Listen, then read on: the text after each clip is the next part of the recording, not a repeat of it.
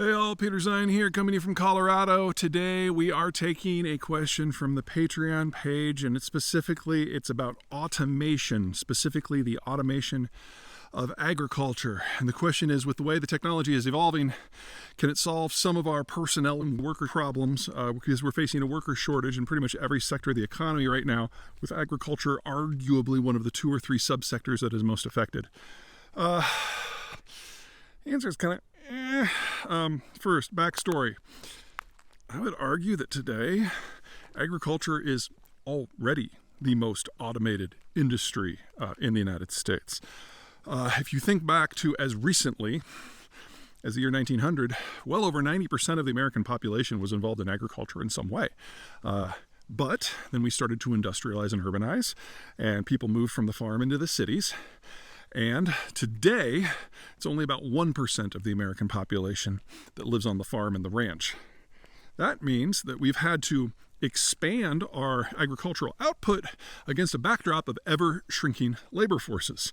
And so when you think about what happens in a modern row crop farm these days, whether that's corn or soy or whatever, it's already mostly automated. I mean, the very concept of mechanical planters and especially combines for putting the seed down and then harvesting the end result, that's largely automated. And what we've seen in the last decade, roughly, is even those things don't need to be driven anymore. If you step into a modern combine, you're going to feel like you're on the deck of a Star Destroyer in Star Wars. You've got readouts everywhere, it's GPS run, and the farmer's there for when things go wrong. I don't mean to suggest that they're just taking a nap behind the wheel, but a lot of the work is already programmed in. Once you harvest it, you get it into your truck, you then deliver it to an elevator where it's loaded automatically, hasn't been done by shovel for a very long time, and eventually ends up on a truck going somewhere or in a rail car where it goes into, say, a flour mill where the wheat is turned into flour automatically. They don't even bother turning the lights on. You then go into something like a bread factory, a bakery. Most of that is automated too. So there are tight spots in agriculture, but there aren't very many of them. Those happen primarily when you're talking about higher value added products, specifically meats and fruits and vegetables. So with meats, you have individual critters that are running around. They need to be managed, whether by horseback or on the back of an ATV. That is something we haven't figured out to automate.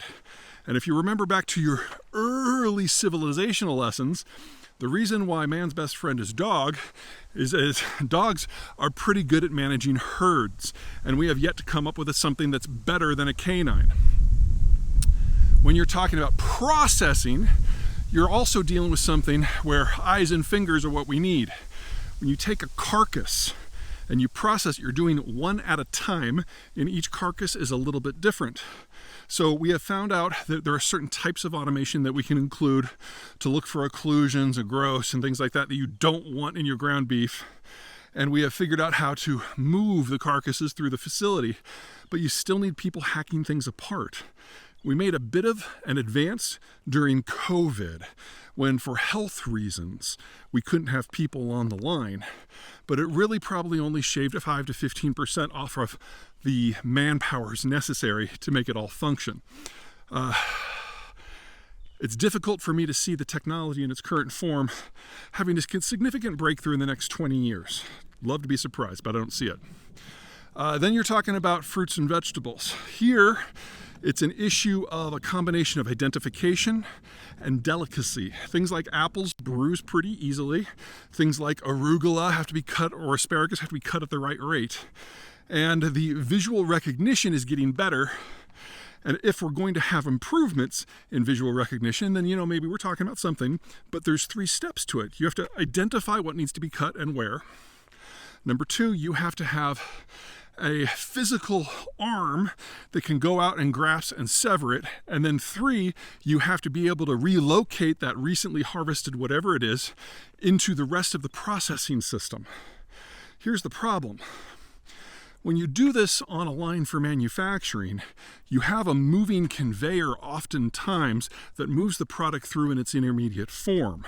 And then your automated system is doing the same thing to say every item, and you have humans and machines to a degree working in parallel, with the humans either maintaining the machines or going back and forth on the line doing the things that require a brain and fingers. The machines, even with AI, are pretty dumb. They might be able to do an individual step better than human, but they can really only do that individual step. There are tens of thousands of individual steps. You can have machines doing a lot of that, but the product has to be brought to them. These facilities are not mobile. These machines are not mobile. When you're dealing with agriculture, I'm sorry, but the apple tree is not going to rotate so that the fruit is facing the direction it needs to. You have to bring the machine to what you're harvesting. And that requires a degree of locomotion and energy intensity and programming that we just don't have yet. So incremental gains, sure. I would say probably apple harvesting is coming along the fastest in this regard. It's a relatively high capital industry, and as a rule, the apples are a different color from the tree when they're ready to be harvested. That provides a lot more visual cue. And when you have them weighing down, they separate from the leaf bundles a little bit. But if you want to do this for spinach, sorry, you need Guatemalans for that. And one of the things we're going to be seeing over the remainder of this year is a separation in terms of pricing between the parts of agriculture where maybe a degree of automation can help and those where it really can't. And unfortunately, the sectors within the United States that are most reliant on the irregular immigration that has become a political hot potato in this country are the ones that are actually least capable of being automated. So if you're in an area that imports its fruits and vegetables from elsewhere in the country, you're going to notice that at the grocery store. That's unavoidable at this point.